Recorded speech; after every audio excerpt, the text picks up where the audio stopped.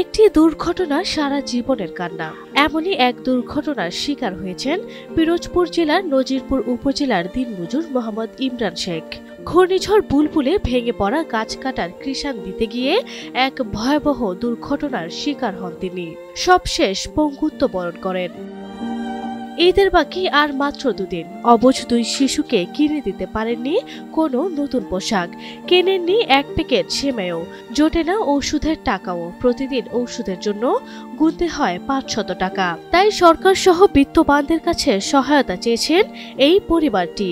দুপুরকে বাজারও করতে পারি নাই, সেমাইও কিনতে পারি নাই, কোনো কিছু করতে পারিনি। গরিব মানুষ, বুঝলেন, সেরকম কিছু পাইও নাই, কিছু হয়ও নাই।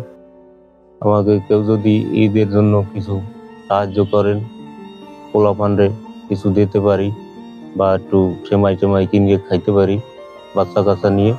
বর্তমানে 3 চাকার ভ্যানের ওপর উপর হয়ে শুয়ে সহযোগিতা চাচ্ছেন মানুষের দ্বারে দ্বারে। এদিকে সাধ্য অনুযায়ী সাহায্য করলেও সমাজের বিত্তবানদের নিকট সহযোগিতার হাত বাড়িয়ে দেওয়ার আহ্বান স্থানীয়দের। ভিক্ষাবৃত্তি নয়, ছোটখাটো দোকান খুলে সুন্দরভাবে জীবনযাপন করার স্বপ্ন দেখেন ইমরান। পাশাপাশি সুন্দর ভবিষ্যৎ করতে স্কুলে ভর্তি করাতে চান সন্তানদের। তার এমন স্বপ্ন পূরণে এগিয়ে আসবে সরকার ও বিত্তবানরা, এমনটাই প্রত্যাশা ইমরানের।